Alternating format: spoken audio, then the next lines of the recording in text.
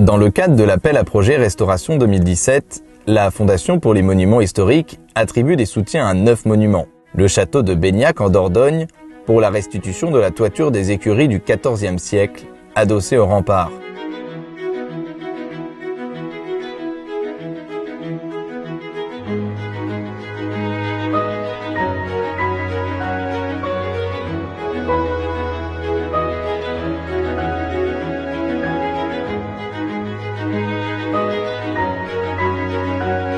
Le château de Montréal en Dordogne, pour la restauration de l'ensemble de la façade nord du château, qui date du XIIe et du XVIIe siècle.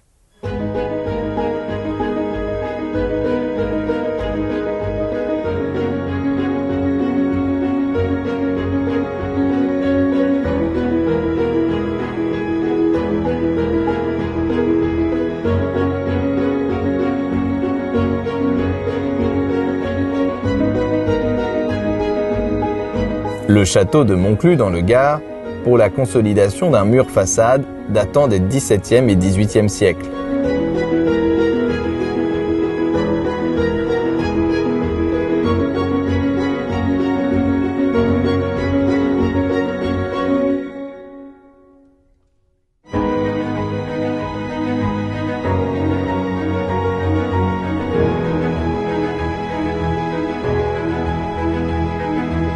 La maison Zéphalos, située en Guadeloupe, qui restaure l'âtre de la cheminée industrielle de la sucrerie attenante, datant du XIXe siècle, protégée au titre des monuments historiques.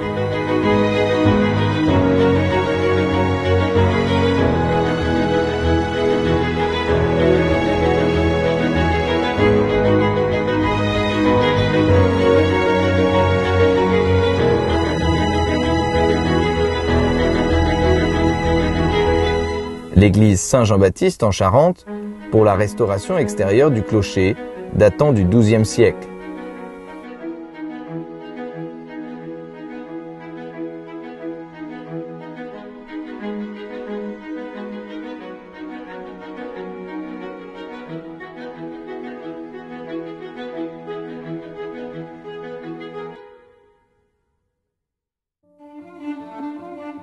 Le château de Baie dans l'Indre-et-Loire, qui a décidé de restaurer une des anciennes issues des souterrains afin de les ouvrir au public.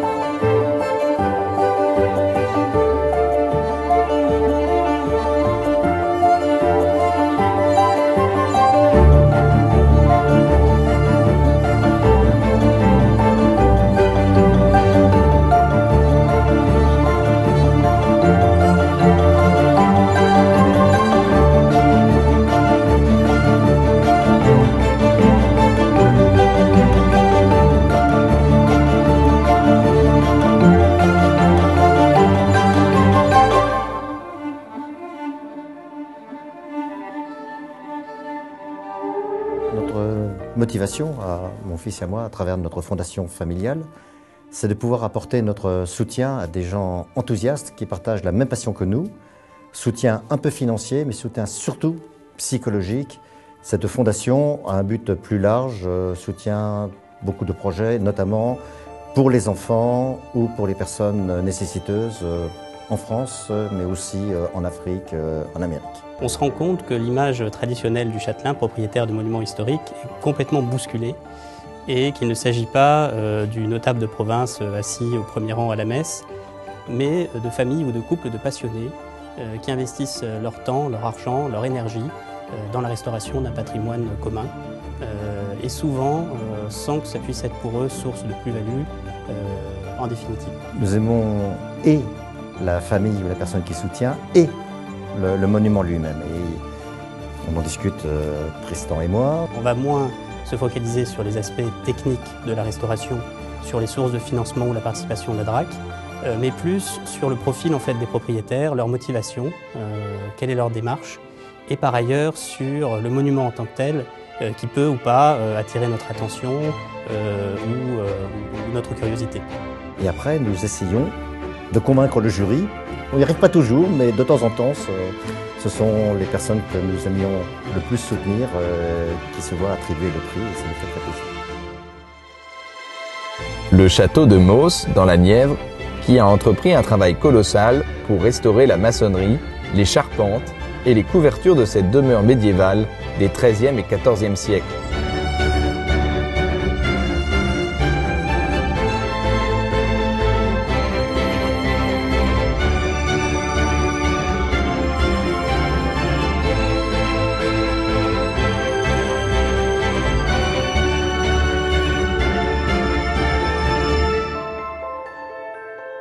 Le château de Brignac, dans le Morbihan, qui prévoit des travaux de restauration sur la façade et le donjon, datant du XIIIe siècle.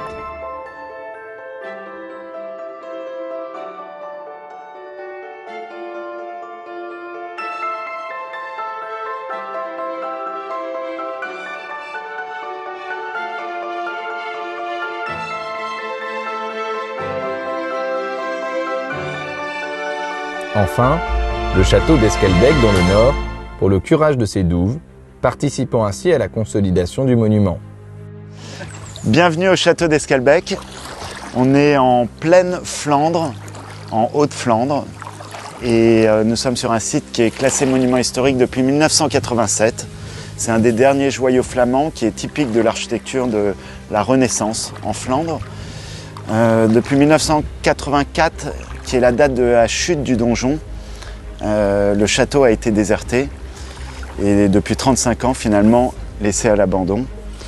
Et depuis 9 mois, j'ai décidé de reprendre la propriété en main pour la reconstruire, l'animer et lui redonner vie.